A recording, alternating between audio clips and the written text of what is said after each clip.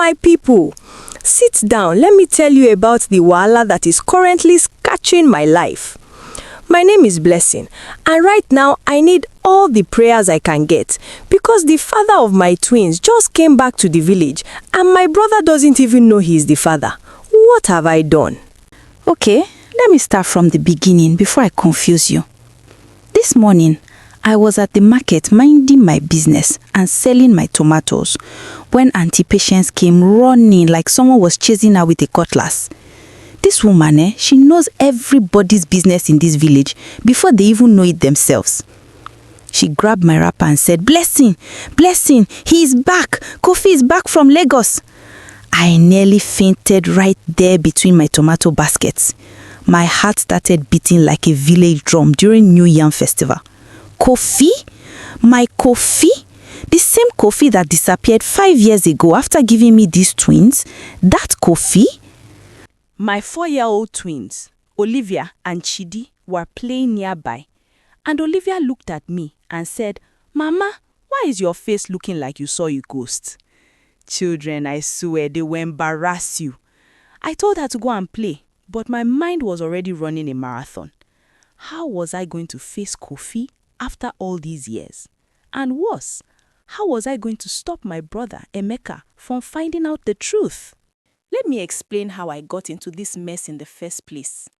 6 years ago, I was young and foolish, just 19 years old with a big head full of romantic movies and empty sense. Kofi was my brother Emeka's best friend since primary school. Those two were like twins, always together, always causing trouble. Emeka loved Kofi like a real blood brother, which is why he warned me very clearly, Blessing, don't even look at Kofi with those your eyes. He is my friend, not your boyfriend material. If I catch you, I will reset your brain. But you know how it is. When someone tells you not to do something, that's exactly what you want to do. Kofi was fine, I'm not going to lie. Tall, dark skin like chocolate, muscles from all that farming work, and a smile that could make a girl forget her home training. Every time he came to our house, I would pretend I wasn't looking. But I was looking, and he was looking too.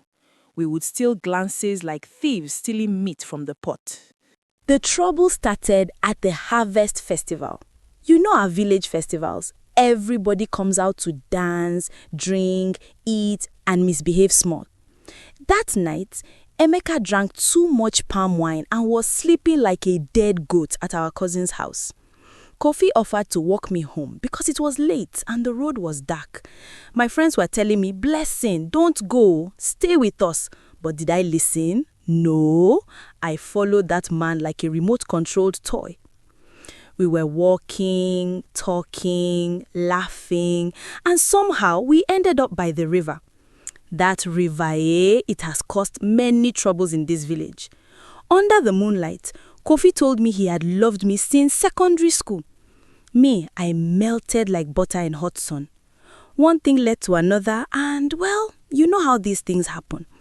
That night, we made sweet, sweet love by that river, and I thought I had found my husband. I was already planning our wedding in my head, choosing the color of my aso-ebi, thinking of baby names. Foolish girl. The next morning, Kofi came to our house looking serious, like someone going for a job interview. He told Emeka and our parents that he got a big job opportunity in Lagos and had to leave immediately. Immediately, like that same day. Emeka was sad but happy for his friend. They hugged, did their secret handshake, and Kofi left. He looked at me that morning and I saw something in his eyes, but I thought it was love. Turns out it was goodbye.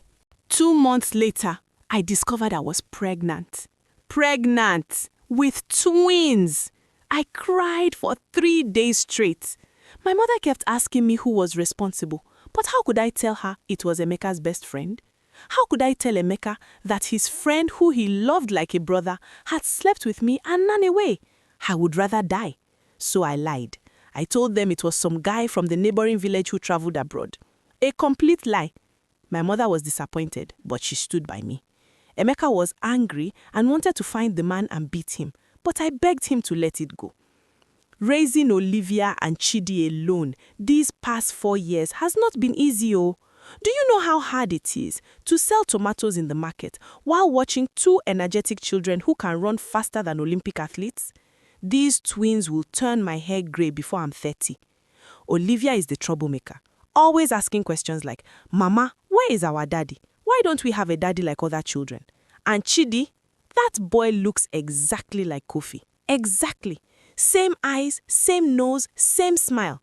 Every time I look at him, I see Kofi's face and my heart does somersaults. So this morning, when Auntie Patience told me Kofi was back, I wanted the ground to open and swallow me. I quickly packed my things and ran home with the twins. I was planning to hide in my room forever, but my mother saw me and said, Blessing, why are you running like a thief? And why is your face sweating in this cold morning? I told her I wasn't feeling well, but mothers know everything. She just looked at me with those knowing eyes and shook her head. I managed to avoid going outside for 2 days, pretending to be sick. But yesterday, Emeka came to my room with his big mouth and big news. Blessing, guess what? Kofi is back. My brother from another mother has finally returned. He came to see me yesterday and we talked all night. He said he's back for good this time. He's done with Lagos. I told him to come for dinner tomorrow so we can celebrate properly. You have to cook your special jollof rice. My people, I almost died.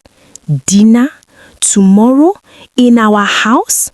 With the twins running around looking like Kofi's photocopies? God, why are you testing me like this? I spent the whole night thinking of excuses. Maybe I could say I'm traveling, or I could pretend to be sick again, or maybe I should just run away to another village. But where would I go with 2 children? And how long could I hide? This is a small village, not Lagos, where you can disappear. Today is the dinner day, and I've been cooking like a woman preparing for her own funeral. My hands are shaking as I stir the jollof rice. The twins are excited because Emeka told them a special uncle is coming. Special uncle. If only they knew this special uncle is their father. The doorbell rings. My heart stops. I hear Emeka's loud voice. Kofi, my guy, come in, come in. I hear another voice, deeper, more mature than I remember, but still the same voice that whispered sweet things in my ear that night by the river. I want to run, but my legs are frozen like ice block. Blessing, Blessing, come and greet our visitor, Emeka shouts from the living room. I wipe my sweaty hands on my wrapper, say a quick prayer, and walk slowly to the living room like a condemned criminal going to her execution. And there he is, Kofi, 5 years older, more muscles, more mature, but still fine like expensive wine.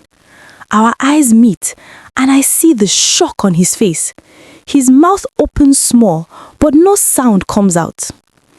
Before anyone can say anything, Olivia and Chidi come running from their room. Uncle Emeka, where is the special uncle? We want to see him. They stop when they see Kofi, and Olivia, my troublesome Olivia, tilts her head and says, Uncle, you look like Chidi. You people have the same face. The room becomes silent like a graveyard. Emeka looks at Olivia, looks at Chidi, looks at Kofi, then looks at me. I can see his brain working, calculating, putting the pieces together. Kofi is just standing there like a statue, staring at the twins with his mouth open. Blessing, Emeka says slowly, too slowly. How old are the twins again? 4 years old, I whisper. And when exactly did you say you got pregnant? My mouth cannot move. Kofi is still staring at Olivia and Chidi like he's seeing ghosts. The twins are confused, looking at all of us like we've gone mad. Emeka stands up, walks to Chidi, bends down to look at his face properly, then stands up and faces Kofi. Guy, these children, they look exactly like you, exactly like your baby pictures in my room. Kofi finally finds his voice. Emeka, I didn't know. I swear to God, I didn't know. You didn't know what? Emeka's voice is getting louder. That you slept with my sister? That you got her pregnant? That you ran away to Lagos like a coward? You didn't know what? Emeka, please. I try to hold his arm, but he shakes me off. So, all this time, when you were sending me messages from Lagos, asking about my family, asking about my sister, you knew these were your children and you said nothing. I didn't know about the children, I swear. Kofo's voice is desperate now. Blessing never told me. I left because I thought you would kill me if you found out what happened between us. I was a coward, yes, but I didn't know she was pregnant. Emeka turns to me, his eyes red with anger and betrayal. And you, Blessing, you've been lying to me for 5 years? You made up that stupid story about some guy from another village? My own sister? The tears I've been holding for 5 years finally come pouring out like rain. I'm sorry, Emeka. I'm sorry. I was scared. I didn't know what to do. I was young and foolish and... Mama, why are you crying? Chidi comes to hold my wrapper. Uncle Emeka, why are you shouting at our mama? Emeka looks at Chidi and I see his anger melting small. He loves these children like his own. He's been the only father figure they've known. He sits down heavily on the sofa, puts his head in his hands. The room is quiet except for my sniffling. Then Kofi speaks, his voice soft. They are beautiful, the twins, they are beautiful. I look at him and he's staring at Olivia and Chidi with tears in his eyes. I have children. I'm a father. I missed 4 years of their lives. You missed it because you ran away, Emeka shouts. But there's less anger now, more pain. I ran because I was afraid of losing you, my brother. I thought you would never forgive me. And lying to me for 5 years is better? No, nothing about this is good. But I'm here now. And if you give me a chance, I want to make it right. I want to be their father. I want to marry their mother. I want to fix what I broke. Did he just say marry? My heart does a complete flip. Emeka's head snaps up. Marry? You think you can just come back and marry my sister like nothing happened? No, I know it's not that simple. But I never stopped loving her, Emeka. Even in Lagos, I thought about her every single day. I came back for her. I came back to confess everything to you and to ask for her hand in marriage. I just didn't know about the children. Olivia, who has been quiet all this time, suddenly says, "Are you our daddy?" The whole room freezes. Kofi bent down to her level, tears rolling down his face. "Yes, princess, I'm your daddy, and I'm so sorry I wasn't here before." Chidi rushes to him. "We have a daddy. Olivia, we have a daddy like other children." I'm crying. Kofi is crying. Even Emeka's eyes are wet. The twins are hugging Kofi like they've known him all their lives. Emeka stands up, walks to Kofi, and for a moment, I think he's going to punch him. But instead, he pulls him into a tight hug, twins and all.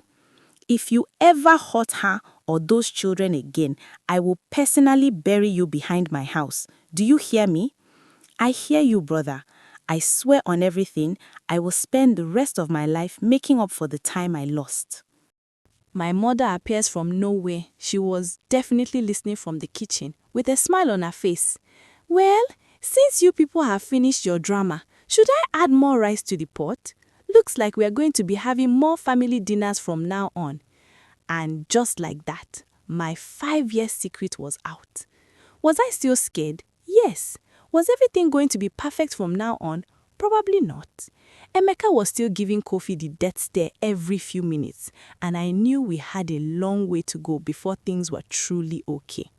But as I watched Kofi kneeling on the floor with Olivia on his back and Chidi showing him his toy car, something in my chest loosened. Maybe, just maybe, this mess was finally going to turn into something beautiful. Auntie Patience is going to have the gossip of the century when she hears about this dinner. But you know what? I don't even care anymore. My name is Blessing. The father of my twins is my brother's best friend, and somehow, by God's grace, we're all going to figure this out. Thank you for watching to the end. Please like, share, and subscribe.